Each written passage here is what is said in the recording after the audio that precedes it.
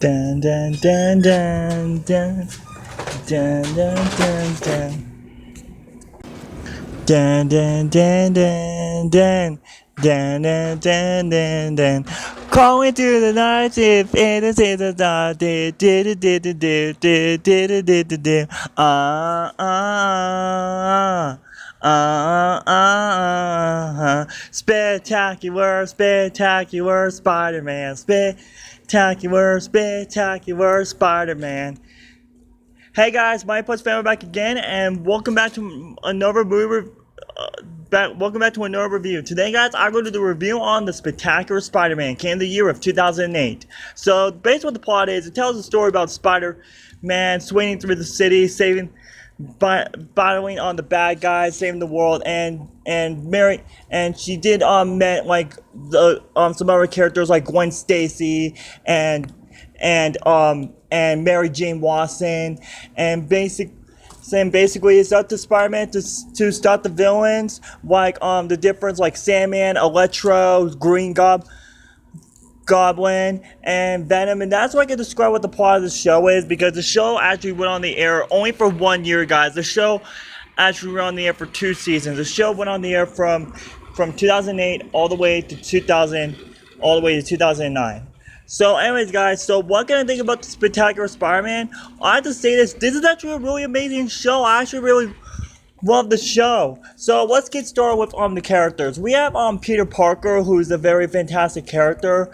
Then we have Gwen Stacy, who's actually a really likable character. Gwen Stacy in this movie is a really likable character. And we also have Mary Jane Watson. Now, to tell you the truth, guys, I haven't seen the show for so many years, you guys. Now, let me give you guys my backstory of when I first discovered the show. I remember that I was watching the channel the CW, which this was at the time when they were still doing Saturday morning cartoon lineup shows at the time. Like, I did remember on the CW they were playing like Sonic X, Yu-Gi-Oh, Kirby Right Back at Ya. And then I actually found a show called Spectacular Spider-Man back in 2008, and I was like, what is this show? I want to check this out. And then after I watched the first episode of Spectacular Spider-Man, I have to say this: wow, what an amazing show. This show is so amazing, and I have to say this, guys, throughout all the Spider-Man shows I saw throughout my lifetime, guys, Spectacular Spider-Man is hands down the best Spider-Man show that I ever seen. And the climax of in every episode was really cool.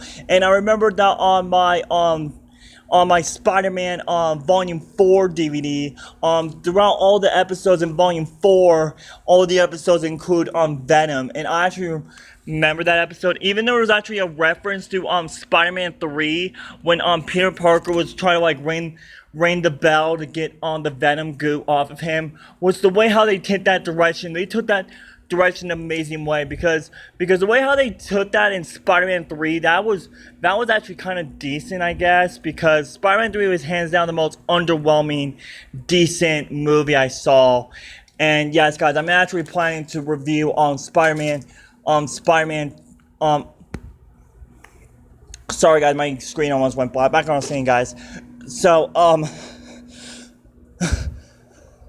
sorry about that, guys. I got a cough. Back on what I was saying, guys. So basically, yes, guys, I will review all the Spider-Man movies leading up to Spider-Man Across the Spider-Verse. I have reviewed the first Spider-Man movie, and I reviewed Spider-Man No Way Home, but I'm actually going to do a spoiler review on that movie, because throughout all the reviews I had done on my channel, my Spider-Man No Way Home review was actually the hardest movie I ever reviewed on my channel, because I try my best not to give away major spoilers. But thankfully, guys, a lot of people have seen Spider-Man No Way Home, and thankfully, guys, once I rewatch Spider-Man No Way Home, I will definitely do a redo review on that movie. Anyways, and I did remember in one episode they feature Sandman in that episode, and also on top of that, guys, in every single episode of Spectacular Spider-Man for 26 episodes, they feature like all the Spider-Man characters Spider-Man villains from like the first episode all the way to episode 26. So yeah, and the final episode of the show when Peter Parker battled the Green Goblin was really kind of cool. And of course, guys, at the end of the final episode, Norman Osborn died, and then after that, Peter Parker was actually glad that he saved the city, and then in the few seconds of the final episode, we actually see some random character like at an airport, and then like he actually talked like the Green Goblin, looked like the Green Goblin, and that was how the show ended. The show ended on a cliffhanger. Now, when it comes to TV shows, ain't on a cliffhanger. I'm sorry, guys. I think TV shows ain't on a cliffhanger. It's completely overrated as hell in my opinion, because there's actually one show that I did watch when I was younger, when I was around like 10 years old, that there was actually this one show that I did watch which actually ended on a cliffhanger, and that was when I watched the show Everybody Hates Chris, because at the end of the final episode, Chris actually got a letter from the college, and the letter, it was supposed to say like if he's like accepted in the college or if he's not accepted in the college, and then in the episode, in the final minutes of the episode, Chris and his family were going to a restaurant, and then Chris hand her mom the note, and then once her mom was opening it, Chris says, so what does it say? And then that's how the show ended right there on a cliffhanger. They didn't do like the famous line, everybody hates Chris. They didn't do that. Like after he said like what does it say? They actually ended the show just like that on a cliffhanger. So yeah, but the way how they ended this show, you guys, this show was a fantastic show, which my only biggest issue, you guys, this show actually went on the air for 26 episodes. Now, even though I don't like shows ending after 1 year, you guys, this TV show is by out the best TV show to have 26 episodes. It actually deserves it, because when it comes to TV shows ending after one season, that's just completely over as hell, because when it comes to TV shows ending after one season, there was a couple of TV shows I did watch that end after one season during that time, like Skunk Fu, like the show Skunk Fu, that I actually watched the show when I was a little kid from 2007 to 2008, and that show went on the air for one season. And I watched another show called Symbiotic Titan, and the biggest reason why they ended the show after one season is because Cartoon Network was trying to find a company that will make merchandise from the show, but unfortunately, you guys, Cartoon Network's license ran out of Symbiotic Titan, and they couldn't release any merchandise. So what they did, they decided to end the show after the first season. And there was another show I did watch called Thundercats 2011, and according to the creator's interview, he said that he wanted to make the show like a one season show, that he wanted the plot for Rhino to defeat Mara, the guy who killed Lionel's father. And he decided after he kills Mara off for good, he wants to end the show right there instead of having like new characters, because he did not want to copy the 1980s Thundercats show. So yeah, guys, so sorry for me getting on top of this, you guys. I just want to give you guys what's my opinion on shows ending after one season. But thankfully, guys, the show actually went on the air for 2 seasons, you guys, and I'm actually really happy that I actually got this movie on DVD around like last week, and this show is amazing. But my only biggest complaint that I have is that on every single bonus feature on all my Spider-Man DVDs, it has the fucking trailer for Open Season 2, which I was pissed off, because you guys already know how much I hate that movie with a burning passion. But thankfully, guys, I did manage to get the trailer for another movie I used to watch when I was a kid called Playmobil: The Secrets of Pirate Island, which that movie is way better than the Playmobil movie from 2019. So all that, guys, Spectacular Spider-Man is a really fantastic, amazing show. If you haven't seen this show yet, I recommend you guys checking out this TV show. And if you guys are wondering what's my opinion on the other Spider-Man shows like Spider-Man and Friends, Ultimate Spider-Man, even the Disney XD Spider-Man, well, here's my opinion on those shows. Spider-Man and Friends, I haven't seen that show for so many years, because that was actually the very first Spider-Man show I ever watched, because like I actually watched that show when I was around like 5 years old, which I was in kindergarten when I watched that show, like, oh my god.